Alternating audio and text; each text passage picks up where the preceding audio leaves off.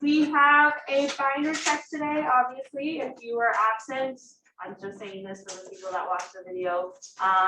You know, show me it next week if you didn't get full points and you want to get those notes together that you did miss points on. So you should have 14 pages total. They're all listed here, right?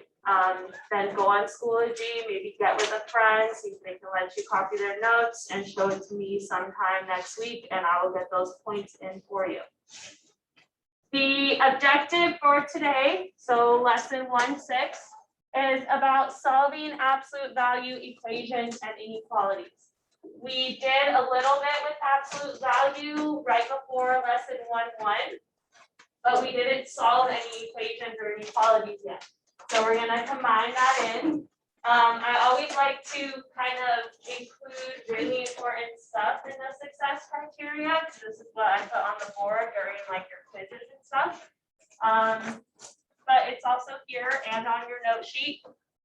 What you're basically be doing is isolating the absolute value bars first. All right, that's a really important first step. You isolate the bars just like you do a variable. So undo what's being done to the bars, starting with what's farthest from it. All right, and you'll see what that looks like in a minute. But then also separating those equations, when you do have those absolute value bars isolated, into two separate problems. Because maybe you remember, maybe not, but with absolute value, there's basically two possibilities for what something could be within those bars. Like if the absolute value of something is 5, well, that could be 5 or it could be -5, right? Don't they have the same absolute value? All right, if you don't remember what absolute value is, it's how far something is away from the number line. So like how far away from the number line is 8?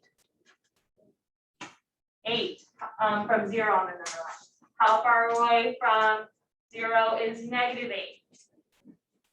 It's just 8 away, right? So that's why it has like two possibilities. Determining the number of solutions that absolute value equations have. So for that, your options are no solution, 1 solution, or 2 solutions. Most of the time it's 2 solutions.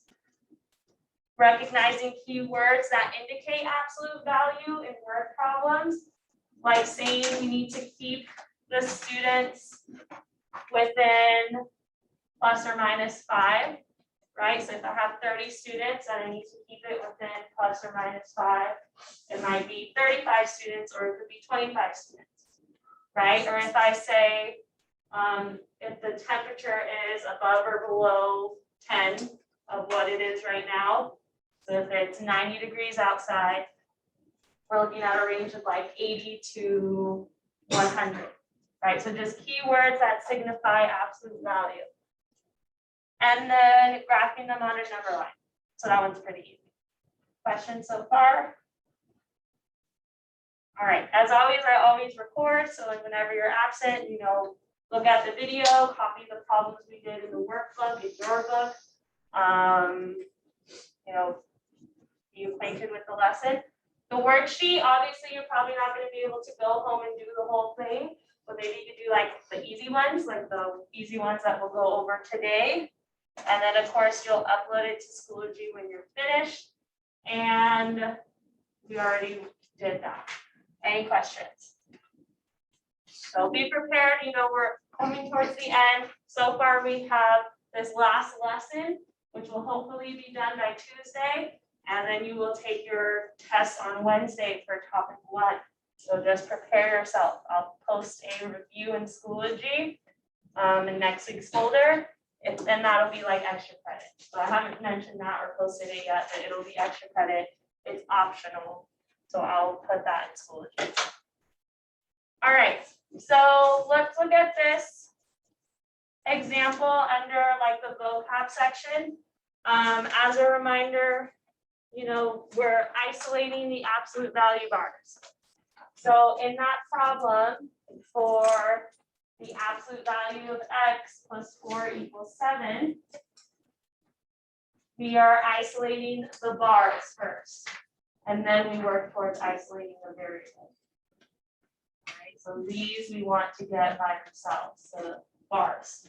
So what's being done to the bars? It's being added to 4, right? So right here, they just rewrote the problem.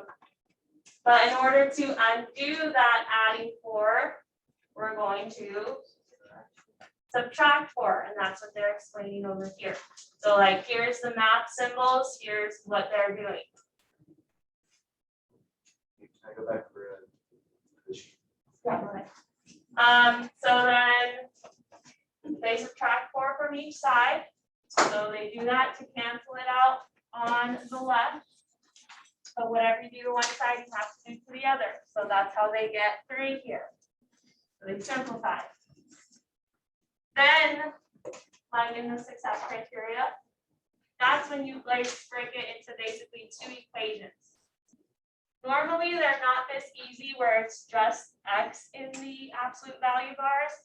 Usually inside the absolute value bars, there's other stuff like x plus 2 or x minus 3 or something like that. All right, so then you would break it into 2 equations and you're setting it equal to the positive value and the negative value of what you have here. All right. It should be positive here, and you just take it, leave it the same, and then also the negative value. The definition of absolute value is that how many spaces away from the number line. So there's 2 possibilities there, 3 and -3. Questions about that? All right, so then you can always check your answer by plugging it back into your original problem. You can do that for all of the lessons in topic 1, is plug in your x values back in, except now we have 2 separate things that we're checking because we have 2 solutions. So substituting the 3 and the -3 for the x, right? Because what's the absolute value of 3? 3. And then does 3 plus 4 equal 7?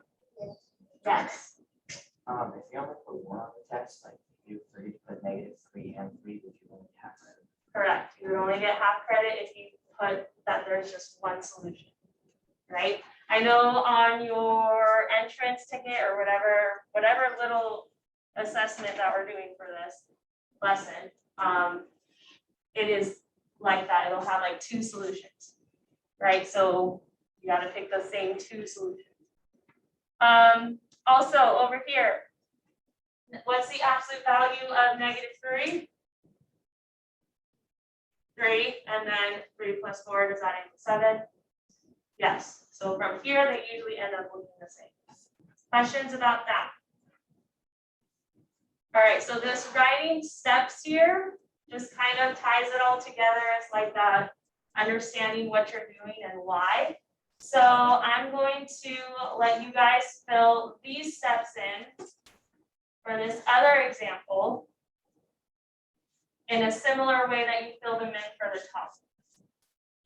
All right, so use the top as your model, write some steps. There's a little more added to this, but again, you isolate it just like you do a variable. So get rid of the 3 first, then the 2. All right, and then check your answer, so fill in those blanks.